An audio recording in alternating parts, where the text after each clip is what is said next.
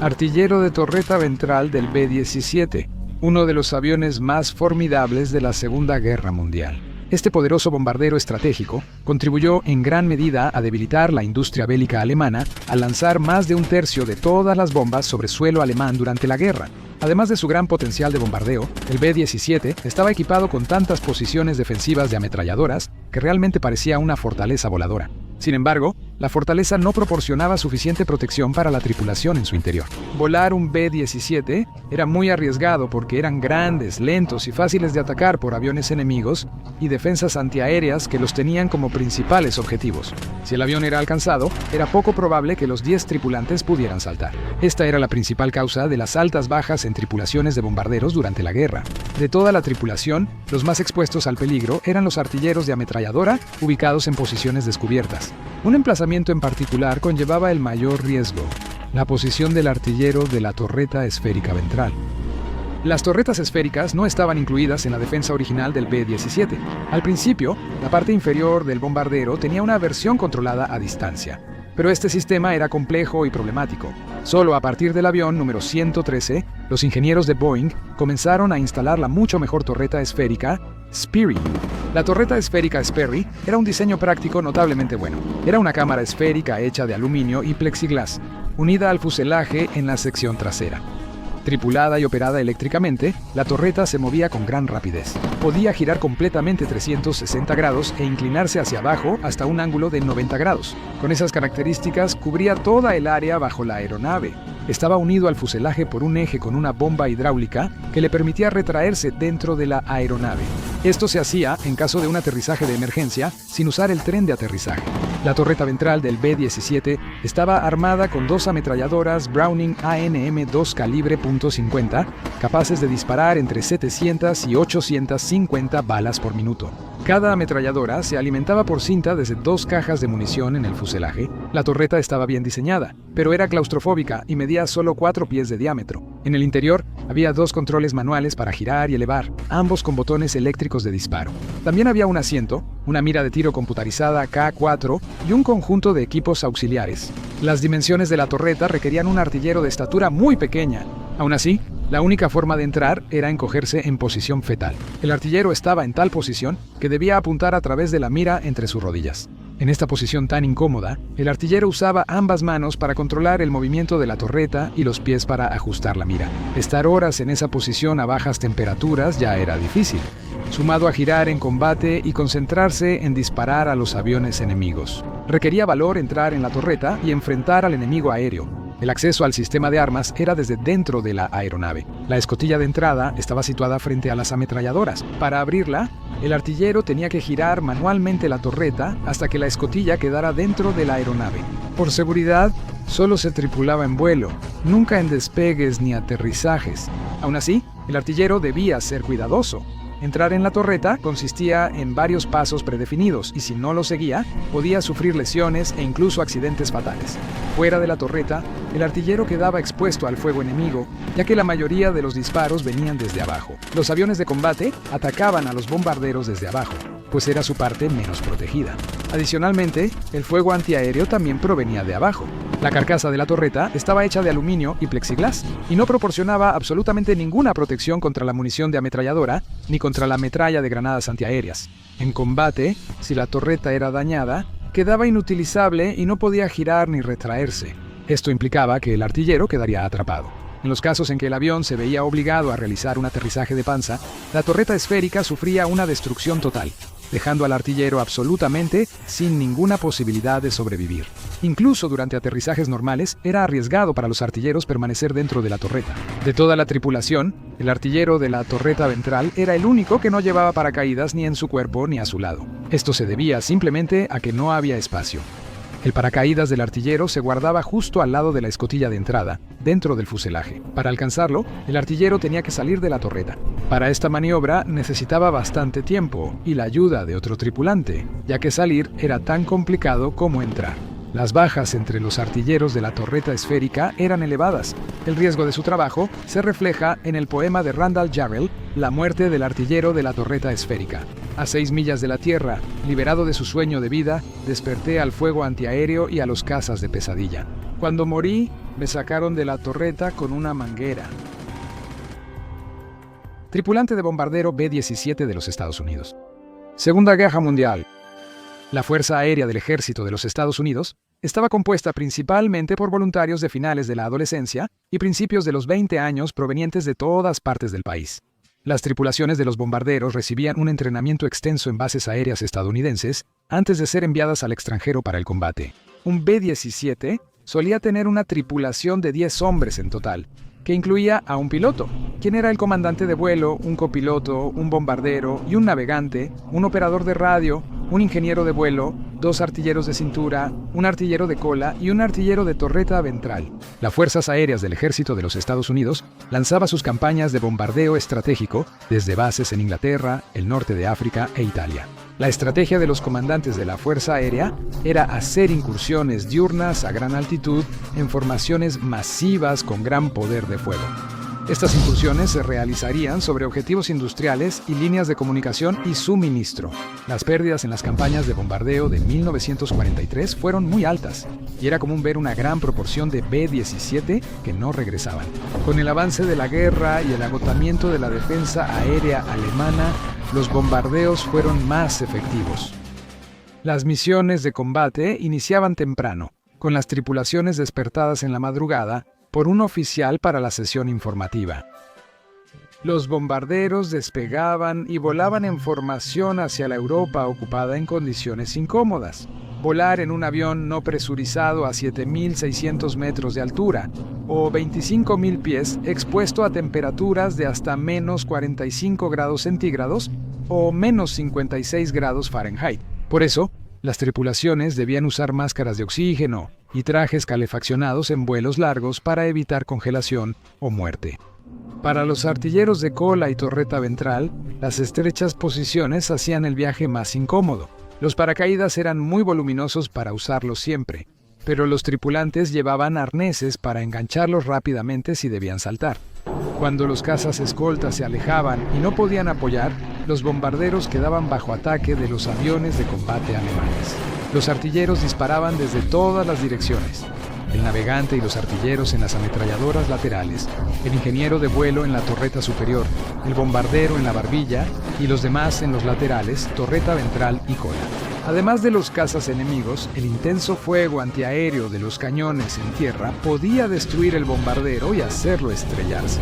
Las formaciones en caja, aunque ofrecían mejor protección contra los cazas, hacían que los bombarderos fueran un blanco más fácil para el fuego antiaéreo. Al acercarse al objetivo, el bombardero tomaba control y usaba la mira Norden conectada al piloto automático para lanzar las bombas, esperando acertar. Tras soltar las bombas, la tripulación regresaba, a veces con grandes partes del B-17 destruidas, lo que originó el nombre de Fortaleza Voladora. El periodo de servicio de una tripulación de bombardero solía ser de 25 misiones, que más tarde se aumentó a 35. Las probabilidades de sobrevivir, una de cada 4 de completar el servicio, hacían la experiencia de la tripulación angustiante. De día o de noche, bombardeo estratégico en la Segunda Guerra Mundial. Una de las herramientas más efectivas y controvertidas utilizadas por los aliados durante la Segunda Guerra Mundial fue una campaña sostenida de bombardeo estratégico. Bombarderos pesados de largo alcance atacaban objetivos en Alemania para destruir infraestructura clave y debilitar la moral alemana. Tanto los estadounidenses como los británicos coincidían en la importancia del bombardeo estratégico, aunque diferían mucho en cómo debía llevarse a cabo una campaña de ese tipo y en los métodos que se utilizarían. La Real Fuerza Aérea Británica, utilizando bombarderos de largo alcance como el Avro Lancaster, prefería realizar bombardeos nocturnos, mientras que sus contrapartes, la Fuerza Aérea del Ejército de los Estados Unidos, hacían un uso extensivo del Boeing B-17 Fortaleza Voladora y del Consolidated B-24 Liberator en incursiones diurnas. Cada uno tenía su propia razón para volar de día o de noche. En enero de 1943 se publicó la Directiva de Casablanca. Era un plan conjunto británico-estadounidense que delineaba una campaña de bombardeo las 24 horas del día, diseñada para asegurar, cito, la destrucción y desorganización del sistema militar, industrial y económico alemán y el debilitamiento de la moral del pueblo alemán hasta el punto en que su capacidad de resistencia armada quede fatalmente debilitada. Fin de la cita. Durante el día, bombarderos estadounidenses oscurecían los cielos alemanes y por la noche, lo hacían los británicos. El objetivo principal de los estadounidenses, en teoría, era la destrucción precisa de objetivos específicos para destruir la industria alemana, como fábricas, mientras se limitaban los daños colaterales.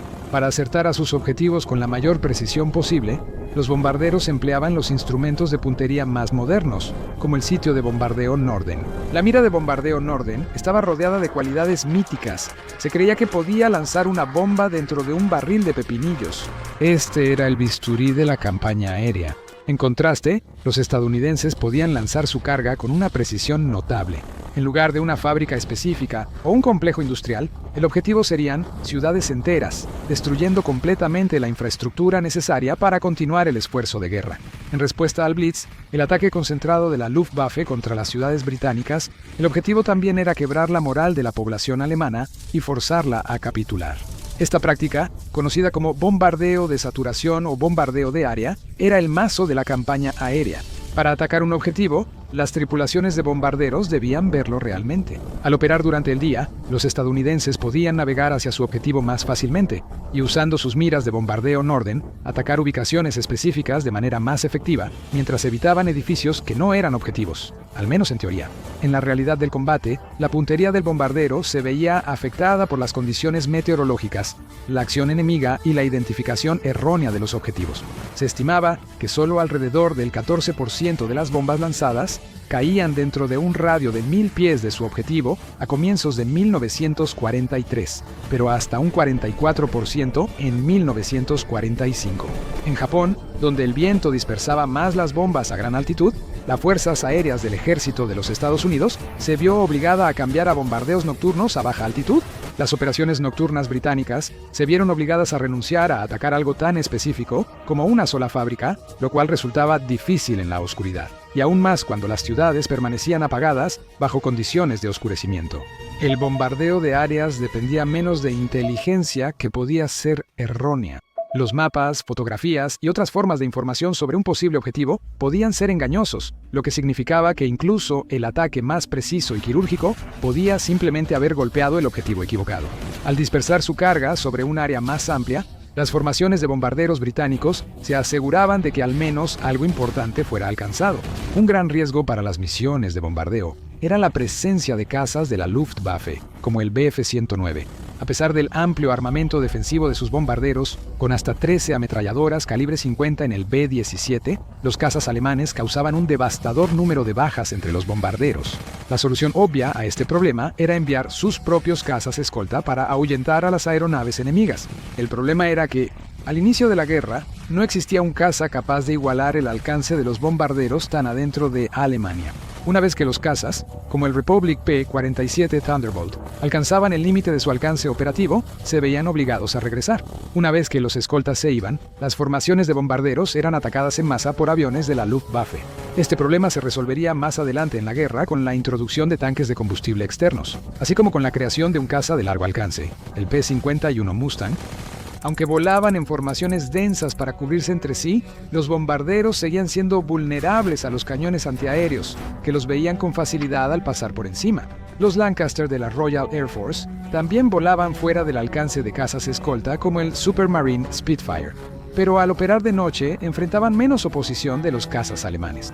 Los cañones antiaéreos, que veían fácilmente a bombarderos estadounidenses, dependían de reflectores para detectar aviones británicos. El Lancaster también carecía de las mismas defensas que la fortaleza voladora, prescindiendo del armamento defensivo de 8 ametralladoras a cambio de una mayor capacidad de carga.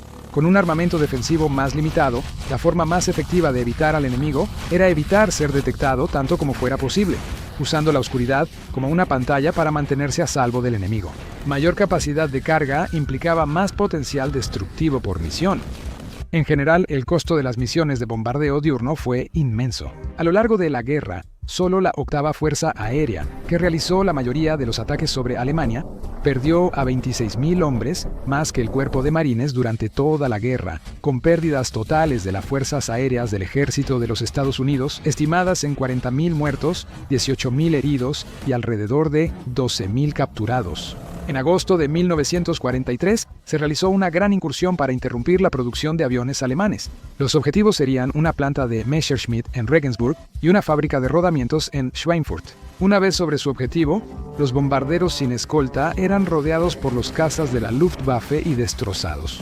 De los 367 bombarderos que participaron en la incursión, una asombrosa cantidad de 147 fueron derribados. En un ataque posterior de seguimiento contra Schweinfurt, de los 291 bombarderos desplegados, 60 fueron derribados, 17 se estrellaron en Inglaterra y 121 necesitaron reparaciones vitales.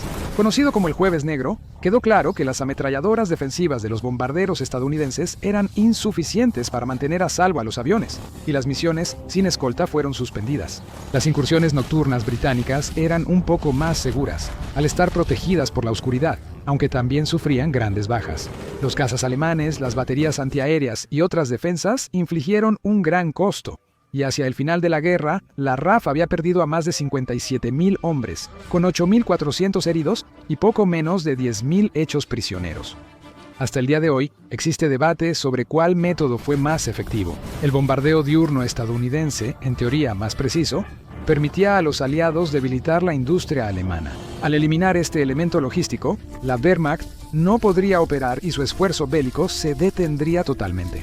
Al bombardear áreas durante la noche, la Royal Air Force destruyó grandes partes de la infraestructura alemana, obligando a Alemania a desviar recursos para reparar los daños en lugar de destinarlos al esfuerzo bélico. Quizás el aspecto más controvertido de la campaña de bombardeos fue el efecto sobre los civiles. Aunque los bombardeos de precisión estadounidenses buscaban objetivos estratégicos, gran parte de sus cargas impactaban zonas civiles debido a la realidad de la guerra. No obstante, los bombardeos británicos aseguraban que civiles morirían en los ataques. Esto se justificaba, pues muchos de los muertos eran trabajadores de fábricas clave en el esfuerzo de guerra. También se creía que al atacar una zona civil, la moral alemana colapsaría y su deseo de continuar la guerra disminuiría. En probablemente el ejemplo más infame, el 13 de febrero de 1945, la ciudad de Dresde sería atacada. La primera oleada de bombarderos Lancaster de la RAF lanzó bombas explosivas e incendiarias sobre la ciudad, dejando caer 880 toneladas en el centro urbano. Se desató una tormenta de fuego y las llamas arrasaron la ciudad. Con esto, y con las incursiones británicas y estadounidenses de los días siguientes, Dresde, la séptima ciudad más grande de Alemania, quedó en ruinas, con entre 25.000 y 35.000 muertos. Aunque este fue el ejemplo más famoso, muchas otras ciudades fueron atacadas de manera similar, y en total murieron entre 750.000 y 1 millón de civiles alemanes como resultado de la campaña aérea. En conjunto, las incursiones diurnas de la Fuerza Aérea del Ejército de los Estados Unidos y las incursiones nocturnas de la RAF fueron una parte vital del esfuerzo bélico aliado, cada una con sus ventajas y desventajas. ¿Cuál de los métodos resultó más efectivo? Fue objeto de debate en aquel momento, y sin duda continuará siendo un tema de análisis y discusión durante mucho tiempo en el futuro. Sección transversal del B-17 Flying Fortress. Orígenes. El B-17 comenzó su desarrollo mucho antes del estallido de las hostilidades. En la década de 1930, el Cuerpo Aéreo del Ejército necesitaba un gran bombardero de 4 motores 1 que pudiera ser llamado para la defensa de Estados Unidos si una flota enemiga invadía desde un lugar lejano, como Hawái, Alaska o Panamá. Con este fin, la compañía aeronáutica Boeing creó el primer prototipo ya en 1935. En 1937 hubo una producción limitada, de modo que para cuando los Estados Unidos entraron en el conflicto en 1941, ya existía una flota pequeña pero en crecimiento de estos aviones. El nombre Fortaleza Voladora surgió en 1935, cuando un reportero exclamó que el prototipo parecía una fortaleza voladora al ver sus numerosas ametralladoras. Variantes y cantidades. Con el paso de los años, el diseño básico del B-17 fue mejorado en múltiples ocasiones. Después del modelo 299, el primer prototipo, el primero en entrar en una producción significativa fue el B-17B, que voló por primera vez en 1939. Durante la guerra, la fortaleza voladora fue modificada en múltiples ocasiones, con mejoras como más ametralladoras defensivas, motores más potentes y muchas otras características para optimizar su desempeño. El B-17G es la versión final de la fortaleza voladora. Se fabricaron más de 8.600 antes de finalizar la producción. Durante la guerra, la fortaleza voladora fue objeto de múltiples modificaciones, incorporando mejoras como un mayor número de ametralladoras defensivas, motores más potentes y diversas innovaciones adicionales destinadas a optimizar su desempeño en combate. Además de su función como bombardero, se crearon otros modelos usando la estructura del B-17. Entre estas, se incluyó una versión de escolta, el UMA B-40, que estaba armada con ametralladoras adicionales y se diseñó para acompañar a otros B-17 antes de la introducción de los cazas de largo alcance. El C-108, un avión de carga, el F-9, un avión de reconocimiento, entre muchos otros. Dimensiones. El B-17G medía 74 pies con 9 pulgadas de largo, con una envergadura de poco menos de 104 pies y una altura de 19 pies con 1 pulgada. Pesaba 36.000 libras sin carga, aunque esto podía aumentar a más de 65.000 libras con una carga completa de bombas, ametralladoras, municiones y otros equipos adicionales. La fortaleza voladora estaba hecha de aluminio, que era mucho más ligero que el acero, ahorrando un peso invaluable. Rendimiento. El B-17G tenía 4 motores Wright Cyclone R1000 820 de 9 cilindros cada uno con 1.200 caballos de fuerza. La fortaleza voladora podía alcanzar hasta 300 millas por hora, pero usualmente su velocidad de crucero era de 170 a 200 millas por hora. El techo de servicio era de 35.000 pies. El B-17 era un bombardero de largo alcance y contaba con un gran tanque de combustible de 2.800 galones, que le daba a la fortaleza un alcance de alrededor de 2.000 millas, aunque esto podía variar mucho dependiendo de la carga de bombas, las condiciones meteorológicas y muchos otros factores. Armamento. Como bombardero, el B-17G tenía una carga típica de 6.000 libras de bombas, aunque esta podía incrementarse hasta 8.000 libras dependiendo del tipo de munición transportada. En ciertos casos, se añadieron soportes externos para bombas en el fuselaje, elevando la carga útil a más de 17.000 libras, pero esto disminuía mucho el alcance y era poco común. Para proteger al bombardero, el B-17G estaba equipado con 12 ametralladoras calibre .50 distribuidas alrededor del fuselaje. Estas consistían en una ametralladora montada en cada lado izquierdo y derecho de la nariz. En la parte lateral del bombardero, un par de ametralladoras controladas remotamente en una torreta de barbilla, ametralladoras dobles en una torreta dorsal, un par de artilleros laterales con una ametralladora cada uno, un par en la torreta ventral debajo del fuselaje y un par utilizadas por el artillero de cola. Una 13ª ametralladora adicional también podía estar ubicada en una torreta auxiliar detrás de la torreta dorsal. Dado que el espacio y el peso eran limitados, cada arma tenía un pequeño suministro de munición, con no más de 1 minuto de disparos disponibles, lo que obligaba a los artilleros a ser cuidadosos con su puntería. Tripulación. El B-17 usualmente volaba con 10 hombres. Estos eran el piloto, el copiloto, el bombardero, quien operaba la torreta de barbilla, el navegante que utilizaba las ametralladoras laterales, el ingeniero que también era responsable de la torreta dorsal, un operador de radio, un par de artilleros laterales, un artillero de cola y un artillero de la torreta ventral. Posiblemente la peor posición en la aeronave. Como la fortaleza voladora no estaba presurizada, la tripulación debía depender de suministros externos de oxígeno, o de lo contrario, se desmayarían por la falta de aire. Para protegerse de las temperaturas gélidas a gran altitud, usaban ropa y chaquetas forradas de lana, que se calentaban mediante un sistema interno de calefacción eléctrica, ya que cualquier piel expuesta sería vulnerable a la congelación. Se comunicaban entre ellos a través de un sistema de intercomunicación. La mira de bombardeo Norden. Para que las misiones de bombardeo del B-17 fueran efectivas, era necesario que pudiera lanzar su carga con precisión desde gran altura. Por esta razón, la fortaleza voladora estaba equipada con la mira de bombardeo Norden.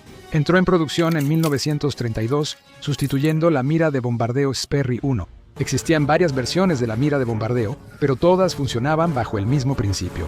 Mientras el bombardero se acercaba a su objetivo, el operador en la nariz de la aeronave activaba la mira de bombardeo, introducía el rumbo de la aeronave, la velocidad y las estimaciones de la velocidad y la dirección del viento en la computadora analógica de la mira, y luego alineaba la retícula con el objetivo.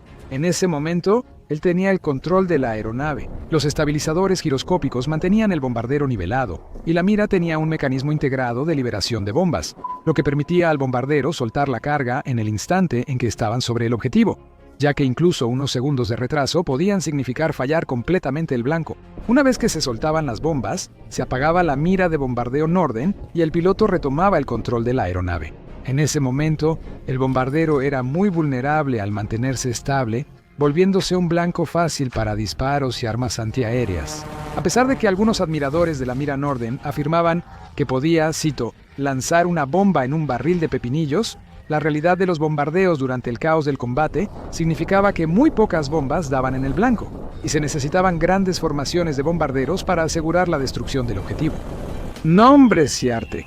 Como muchos aviones de la Segunda Guerra Mundial, las tripulaciones se encariñaban con sus aeronaves, les ponían nombres y decoraban el morro con arte. Estas podían ir desde lo humorístico hasta lo subido de tono, pasando por lo sentimental. Animales, personajes de caricaturas, modelos pin-up y otras imágenes decoraban las fortalezas voladoras, dando un toque personal y algo de ligereza y sentimentalismo a una situación por lo demás angustiante. El B-17 en combate. El B-17 sirvió prácticamente en todos los teatros de conflicto donde estuvo presente el cuerpo aéreo del ejército de los Estados Unidos, y en general era una aeronave muy apreciada por quienes servían en ella. Aunque era fiable y de alto rendimiento, las misiones de bombardeo sobre la Europa ocupada por Alemania eran muy peligrosas. Los B-17 volaban en lo que se llamaban formaciones en caja, agrupaciones de 9 a 12 bombarderos en formación cerrada, cuyas ametralladoras podían cubrirse entre sí. A pesar de esto, al inicio de la guerra operaban fuera del limitado alcance de los cazas escoltas, y una vez que estos regresaban a su base, eran rodeados por los cazas de la Luftwaffe. Frente a la feroz resistencia, el B-17 ganó la reputación de ser un avión robusto, capaz de soportar un castigo considerable. Eran frecuentes las historias de bombarderos con la cola destrozada, motores dañados o grandes agujeros en el fuselaje que, pese a estar muy dañados, lograban regresar a casa. Aún así, las tripulaciones del B-17 sufrieron altas bajas. A lo largo de la guerra, de los 12.700 bombarderos construidos, se perdieron más de 4.700, lo que representaba aproximadamente un 37%. En 1943, la esperanza de vida de una fortaleza volante y su tripulación era de solo 11 misiones lejos de las 25 requeridas para terminar una gira. A pesar de estas cifras, las misiones de bombardeo cobraron factura a la industria alemana, deteniendo por completo su maquinaria de guerra. Las lecciones aprendidas durante estas misiones dieron lugar al B-29 Super Fortaleza, que volvió obsoleto al B-17. Después de terminada la guerra, los B-17 que sobrevivieron siguieron utilizándose durante la década de 1950 para labores de reconocimiento, entrenamiento y como aviones de carga. De los miles que se produjeron, solo unas pocas docenas de fortalezas voladoras permanecen intactas, en su mayoría como piezas de museo, y solo unas cuantas están en condiciones de volar, pero estas han sido inmovilizadas por razones de seguridad, poniendo fin a la carrera de una de las aeronaves más famosas que jamás hayan surcado los cielos.